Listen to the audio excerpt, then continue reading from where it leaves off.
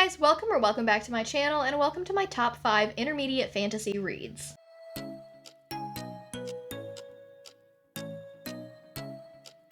So this is the next video in my little series that I'm doing about beginner, intermediate, and advanced fantasy. Obviously, this is the intermediate one, in case you were curious.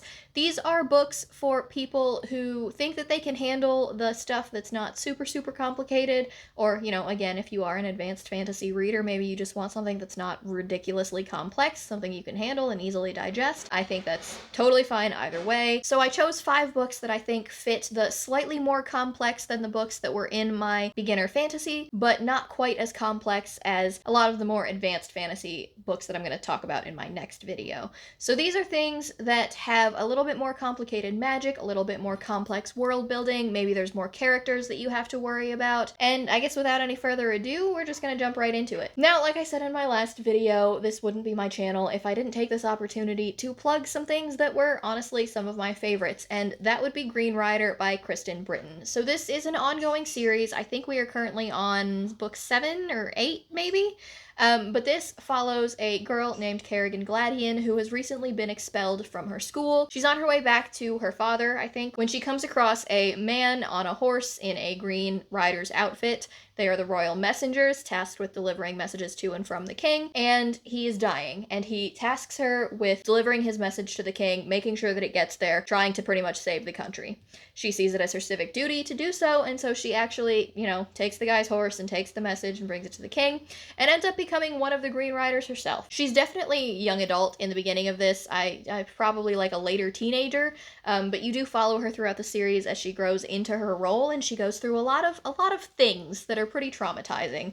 There is a bit of a romance. Many people have mixed feelings about that romance. I, for one, am absolutely for it, but you guys will have to read to know more about it, and it's just, it's so good. It's so easy to digest. There's really nothing too complex. It is your typical fantasy world, but there's not a lot of things going on. Like, it's a very soft magic system, so there's not a lot to keep track of still. It's just a little bit more complex than the things in the beginner fantasy video. If any of that sounds interesting to you, definitely pick up the Green Rider series. However, do it with a fair warning that I believe it's been taking like 4 to 5 years in between every single book that Kristen Britton puts out. I want to say we got Winterlight earlier this year, and I think that the last book that came out was 2017 or 2018. So there's a fair amount of time in between books in this series. If you do decide to catch up on it, maybe just take your time in between those and give yourself, you know, a fair amount of time to catch up before the next one comes out. I think that there's probably going to be at least 2 more books in the series. I don't know that Kristen Britton has talked about it, but anyway, one of my favorite series of all time. I've been reading it for a very long time, and it's enjoyable for me whenever I pick it back up again. Next is a book in a series that I technically have not finished yet, but I have heard very good things about it, and I have enjoyed every book that I've read so far. That would be Traitor's Blade by Sebastian de Castell. This is the first book in a 4-book series, which is The Greatcoats. While I've only read up to book 2, I have started going into book 3, and then I've just like left off for reasons of my own, but I do plan on continuing it at some point. The writing style of Sebastian de Castell is so easily digestible. It just feels like you're talking to a friend. And the audiobook is absolutely no different. I adored the audiobook. This first book in particular, it's so special to me because of the time that I had while I was reading it. It was just so enjoyable. It was fun to listen to. I just felt like I was listening to a buddy tell me a really entertaining story, even though some dark stuff does happen in here, which is a little bit why I have this on the intermediate instead of the beginner, just because there's a lot more complexity to the intricacies of like the political world that are in this. The characters themselves are not particularly complex. The magic system is not particularly complex, but going into fantasy politics, it is a little bit more than I would put into a beginner video. So I just really enjoy this. And in this series, you follow Falcio del Monde. Falcio is one of the Greatcoats. He's actually the first cantor of the Greatcoats. These are the king's magistrates. They travel across the country, delivering the king's justice. They are essentially his word as they travel throughout the country and settle these disputes in these places the king cannot go to and be at every time. The issue with this, however, is that the king was assassinated and the Greatcoats were disbanded. Before this happened, however, the king gave every single Greatcoat that was there, probably every single Greatcoat in general, I'm not 100% sure on that, a last mission that they had to fulfill out of loyalty to him. And Falkio and two of his friends are traveling across the country together still, trying to figure out what to do with their last missions given to them by the king. So that is pretty much the plot of this first book. I don't want to give anything else away in terms of spoilers, but it's entertaining. It made me laugh out loud several times. I just had a great time reading it. I had absolutely no issues with the first book. I had a couple of problems with the second one. I just didn't enjoy it as much. That's a lie. I do have one problem in an insta-lovey kind of way in terms of the first book. But if that's something that doesn't bother you, or if you think that you can just push your way through it, I definitely recommend this. Next recommendation on this list probably won't come as a surprise to anybody, but it is Malice by John Gwynne.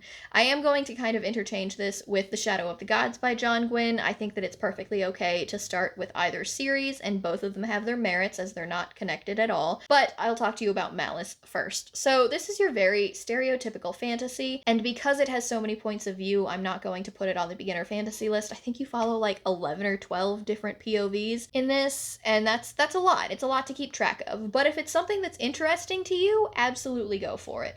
It's a pretty familiar fantasy world. It's definitely kind of English, Celtic-y based. That's the feel that you get from this. But it's definitely the chosen one trope. There's a lot of commentary on good versus evil, and it's just exactly what you would expect out of, you know, a sword and sorcery kind of fantasy. However, John Gwynne manages to turn it on its head somehow and just make it incredible. So, Malice, you follow Corbin, mostly. He is kind of the main character. He is in training to become a warrior for his king. You also follow several other points of view, but essentially there is a prophecy that there will be a chosen one. He will be chosen for good, and there is a chosen one chosen for the side of evil, but the issue is you don't know which is which, and you don't know which of the viewpoints that you're following will follow which kind of line. Honestly, it delves into whether or not evil is justified if you believe that you're doing the correct thing.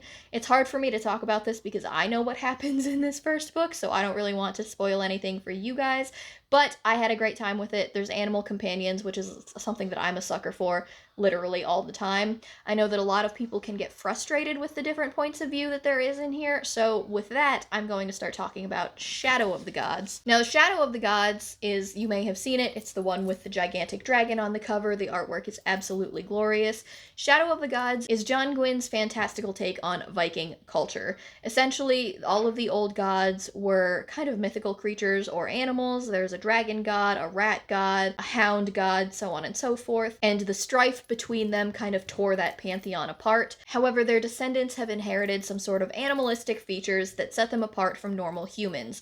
Because of this, though, the humans are now in charge, and the descendants of these gods are kind of held as slaves. They're definitely stopped from using their powers to the best of their ability. They're looked down upon. In this future, it kind of seems like the gods are resurfacing, and their descendants might be taking over yet again. And so, again, for the sake of spoilers, I'm not going to go too much more into it than that. However, in that first book, you do only follow 4 points of view, which is a lot more manageable than the 12 that is in Malice, and I just enjoyed it so much. There's a lot to kind of catch up on, and the complexity of this does sort of fall into learning about an entirely new culture. If you're not very familiar with Norse mythology, it's definitely a little bit of a learning curve, and there's a lot of different terms that you have to use and pronunciations and things like that. He does not actually provide a pronunciation guide for, but you can look it up. It's definitely easy to find. There might be one online somewhere anyway. It's an entertaining time. You follow a mother who is just trying to find her son. You follow a former slave as he is trying to find his sister after he has broken free from slavery, and he has kind of gotten a found family warrior band that he has joined up with. And then you follow a third point of view, which is a girl who is a part of a different warrior band. I guess there's only 3 points of view in that first book. But they all follow different routes throughout the story, and the ending of that book is mind-blowing, honestly. I did not see it coming. It was a huge twist. It leads into the second book very, very well, which also ends on a huge twist. So if either of those stories interest you, you can either go Viking or you could go Celtic. Either way, it's a fantastic starting point for John Gwynne. Stepping up the complexity just a little bit, but really not that much, is a book that you guys have definitely heard of and is one that you have heard of on my channel many times, and that is Mistborn by Brandon Sanderson. So this is a story that everybody on BookTube is pretty much familiar with at this point, and it's because it is a great starting place if you're interested in venturing into the Cosmere, but two, a great starting place if you're interested in venturing into fantasy. I think that it is a little bit more complex than some of the ones that I recommended last week, and that's why I would really prefer that it be on the intermediate list instead, just because the world building in this is a little bit more complex, even though it is a hard magic system, and that does make it a little bit easier to grasp the concept of as you read through it. I think that the world building itself is a little bit more complex and harder to understand, even though I still don't consider it to be particularly difficult. So in this, you follow Vin, and Vin is a girl who's living on the streets until one day somebody ventures into her life and offers to teach her how to use these powers that she has if she will help him with his revolution, essentially. So the first book, everybody does describe as more of a heist story, and I do kind of see how that fits. But honestly, it's a story about a mentor-mentee relationship, which is absolutely precious. It's a story about overthrowing evil. It's a story about maybe evil is not necessarily what you thought it was, and you don't know the entire story behind all of that. It's so good. This first book could easily be considered a standalone if you're perfectly happy with how it ended, but there are 2 more books in this trilogy, and he has actually continued it on into an era 2 of this series. But every single book does manage to blow your mind one way or the other. There's just twists that you never see coming in all 3 of them, and they're all just so amazing. So it's definitely a great time. The magic system is really, really cool. It's based around metal. It's based on whether or not people have these certain abilities that allow them to burn metal. So when they swallow it, different types of metal give them different powers. The ability to push on metal or pull on metal, influence people's minds, things like that. It's all detailed in here. I'm not going to go into it. You guys have definitely heard people talk about Mistborn before, but it's one of my favorite series. The last book that I wanted to talk to you guys about is Jade City by Fonda Lee. Now, this is a series that, yet again, I have not completely finished, but I have read this first book, I devoured it, and I absolutely loved it. What I think makes this an intermediate fantasy versus an advanced fantasy is that it is more of an urban setting, so it doesn't take place in our world. It does take place in a fantasy setting. However, it does take place in a more technologically advanced fantasy setting, and I think that that level of familiarity does make it a little bit more accessible for people that are not used to reading in fantasy worlds. So, Jade City, you follow a family who is essentially a crime family in this particular city. Essentially, you're following them as they're vying for control of this particular city over another crime family. In this world, Jade is the center of all of the magic, or at least in this particular area of the world. Jade is the center of all of the magic. It allows people that have the ability to use it to have advanced senses and strength, be faster, be stronger, so on and so forth, over the people that cannot. However, the adverse side of that is that it does make certain people go crazy. So the people that have a stronger affinity for Jade do tend to be able to keep their sanity when they're using it, but the people that don't, or people that don't have those powers at all, do tend to go insane when they're using it. It's so interesting. It's so different. I did not anticipate being very, very into a crime family type fantasy novel, but it sucks you in, and you care about these people, and you care about what's happening, you care about what they're going through. The emotions that I had while reading this book were so intense, I cannot even describe them to you. And I hear that it only gets worse once I get into Jade War and Jade Legacy, which are the next 2 books in the series. This, in terms of, everything that happens in it in and of itself, I think was a fantastic read. I don't believe that it leaves off on a cliffhanger, but it does definitely not feel finished, and so I would recommend moving on in the series and not considering this as a standalone. But it's a great time, even though terrible stuff happens. And like I said, I do think that that familiarity of the urban setting makes it a lot easier to digest. So there you guys have it. Those are 5 recommendations that I have as intermediate fantasy reads. Let me know what you guys think down in the comments of these. Let me know if you have anything to add or if you disagree with any of the ones that I chose. But that's it for me today, guys. So don't forget to like, comment, and subscribe, as it really helps out my channel. Down in the description box, you're going to see links to my Goodreads, my Twitter, and my Instagram in case you guys wanted to follow me on any of those. But I'll talk to you in my next one. Bye!